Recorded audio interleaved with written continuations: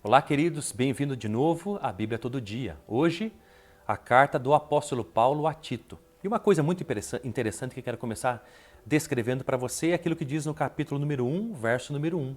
Na parte B do verso, diz assim: para conduzir os eleitos de Deus à fé e ao pleno conhecimento da verdade que leva à piedade. Olha o que o apóstolo Paulo está dizendo. Ele está dizendo que a fé, somada a conhecimento bíblico, a conhecimento das doutrinas de Deus, da palavra de Deus, precisa resultar numa vida piedosa, numa vida santa. Precisa levar-nos a uma vida piedosa. O que é isso? É quando tudo aquilo que fazemos, fazemos para agradar a Deus. Resumindo, é colocar Jesus Cristo no centro de tudo. É isso que é piedade. E no verso número 5, o apóstolo Paulo já vai começar dizendo os seus motivos pelo qual escreveu a carta a Tito. 2 motivos. Verso número 5. Por isso que te deixei em Creta para que pusesses em boa ordem o que faltava. Então o apóstolo Paulo queria que Tito colocasse em ordem o que falta. O que é isso? Primeira coisa, estabelecer, nomear lideranças espirituais, presbíteros nas diversas localidades da igreja naquela ilha. Liderança espiritual, presbíteros, pastores. E para isso ele dá uma relação de qualidades que essas pessoas devem ter. E também diz defeitos que eles não podem possuir. Isso é muito importante. Você que é um líder espiritual, você que é uma liderança na sua igreja, você precisa ter certas qualidades, mas você não pode ter certos defeitos. Uma qualidade interessante que diz ali no verso número 6, marido de uma só mulher, que tenha filhos crentes, que não sejam desobedientes, nem acusados de libertinagem. O que significa isso? Tito, preste atenção dessa liderança que você vai estabelecer, como é a casa deles. E eu pergunto a você, como é a sua casa? Como serve a sua família a Jesus Cristo e à igreja, ao corpo de Cristo? Então o apóstolo Paulo vai falar uma coisa que ele está muito brabo ali no verso número 9 até o verso número 13. Ele diz no 9, que se mantenha firme na palavra fiel, conforme a doutrina, para que seja capaz tanto de exortar na sã doutrina, quanto de convencer os seus opositores. Ele está dizendo essa segunda coisa importante pela qual ele enviou Tito a essa ilha de Creta, para convencer os opositores. Há muitas pessoas que se levantaram na igreja local para se opor, para ensinar doutrinas falsas, para distorcer a palavra de Deus, ensinando o que não convém. Então o apóstolo Paulo diz, olha, aquela pessoa que você levantar como líder espiritual, como pastor, presbítero, que ele seja capaz de ensinar essa doutrina e de convencer os opositores. Se você quer ser um líder espiritual, um pastor, saiba que essa é a principal característica que você vai ter que ter. Ensinar a palavra de Deus e convencer opositores. Numa época que as pessoas estão distorcendo a palavra de Deus, tentando incluir nela o que ela não diz, dizendo não é mais assim, super graça e tantas outras coisas, saiba de uma. Saiba exortar essa doutrina às pessoas que realmente são curiosas em saber a verdade e saiba convencer aqueles que se opõem a ela. Não desista das pessoas. Não deixe para lá, sabe de uma coisa, você não acredita nisso ou não crê, ou não está disposto a ouvir o que eu tenho para dizer, então eu vou abrir mão de você. Não faça isso. Então você me pergunte, por que não? Porque senão você vai ter que abrir mão de muitas pessoas. E é possível você convencer aquele que se opõe. E é possível você ensinar aquele que tem desejo. Então você precisa ser capaz de compreender e de ensinar as Escrituras. E aí no verso número 10 vai dizer que essas pessoas são insubordinados, faladores, enganadores, esses da circuncisão, talvez judeus que se converteram a Cristo. Verso número 11, o apóstolo Paulo fala brabo. É preciso fazê-los calar, tape-lhes a boca.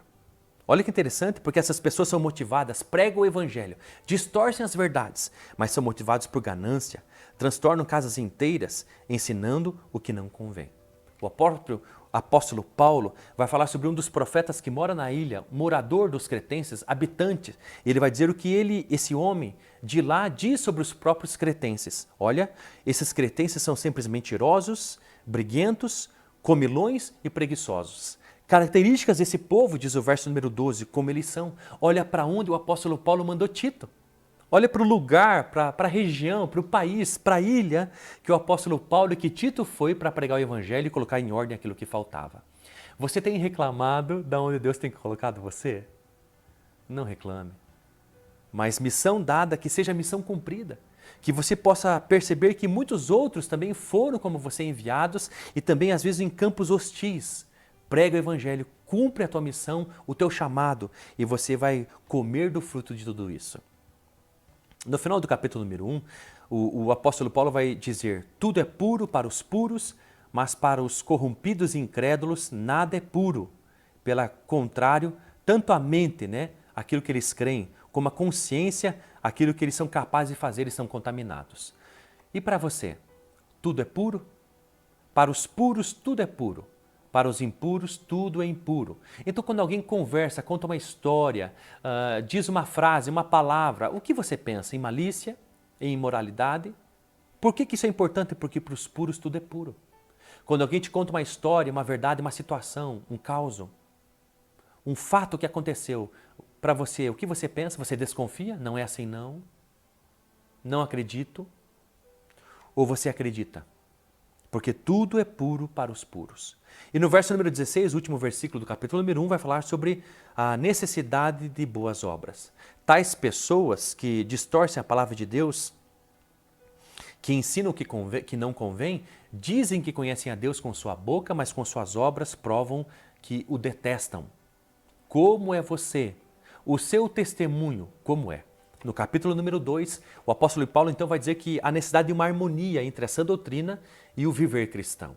E então vai dizer conselhos a grupos de pessoas velhos, às idosas, às mulheres mais novas, aos jovens e aos servos. Vai dizer o como eles devem viver para que esteja em harmonia aquilo que eles sabem da sã doutrina. E uma das coisas que me chama a atenção é o verso número 4, dizendo às mulheres mais velhas da igreja: ensine as mais novas e ensine elas a amarem o marido e os filhos. Olha que interessante. Ah, pastor, mas eu já amo. Mas primeiro o marido, depois os filhos. Isso é tão importante, porque numa época que você está ouvindo tanto na mídia e lá fora, que você tem que ter igualdade ao seu marido, o feminismo, E que para você seja tão fácil amar os filhos, mas a Bíblia diz que você precisa aprender a amar primeiro o marido, antes até mesmo dos filhos. Busque em Deus essa verdade e espere Deus te ensinar e te responder acerca dessas coisas e a importância disso, porque você vai colher fruto acerca dessas coisas. Aos servos, ali a partir do verso número 9, diga: olha, trabalhe de tal forma que agrade o teu Senhor. Tudo que você fizer seja para agradar e sem reclamar. Você é um funcionário. Aquilo que você faz agradando os seus patrões ou faz murmurando? E então o verso número 10, que mexe muito comigo, esse verso diz assim: e que não furtem, em vez disso devem demonstrar perfeita lealdade, para que em tudo mostrem a beleza da doutrina de Deus, nosso Salvador. Esse texto está dizendo que é possível nós embelezarmos o Evangelho de Jesus Cristo. E talvez se pergunte: mas Nel, como assim se o Evangelho de Jesus é o tesouro? É a nossa pérola de grande valor. Como que nós podemos embelezar algo já tão precioso? É possível. É o que diz o verso número 10. É como se fosse uma mulher linda, mas o colar no pescoço de uma mulher. É possível nós embelezarmos já tal mulher através desse colar. Da mesma forma, nós, com o nosso estilo de vida, nosso testemunho, é possível nós embelezarmos o Evangelho de Jesus Cristo. No capítulo número 3, a palavra de Deus vai falar então sobre relacionamentos. Primeiro com as autoridades e dizendo: olha, obedeça às autoridades e cuidado com seus relacionamentos. E vai dizer então coisas que podem destruir qualquer tipo de relacionamento. Está ali no verso número 3 do capítulo número 3. Porque antes também éramos insensatos, desobedientes, desencaminhados, servíamos a várias paixões e prazeres, vivíamos na maldade e na inveja. Se você praticar essas coisas, saiba, você vai destruir relacionamentos. Não importa se são familiares, de amizades, não importa se é seu próprio casamento. São características de situações que fazem com que a gente destrua qualquer tipo de relacionamentos. E por fim, quero dizer a você aquilo que diz o verso número 8 do capítulo número 3. Esta palavra é digna de crédito. A Bíblia é digna de aceitação, de se dar valor a ela, de crédito. Por quê? Porque ela é verdade absoluta, ela não é mais verdade junto com todas as outras verdades que existem na terra. Não, ela é a verdade absoluta.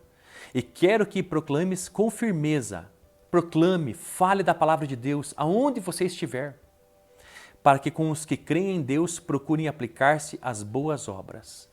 Você crê em Deus? Procure aplicar-se às boas obras.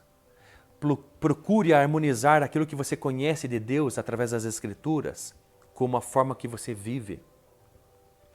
Pense no teu testemunho. Viva de tal forma que ninguém tenha o que falar do Evangelho de Jesus nem da tua vida, que não tenha do que nos acusar e que, por fim, a gente possa ser um colar de pérolas e diamantes no pescoço de Deus, embelezando o Evangelho de Jesus Cristo. Deus te abençoe.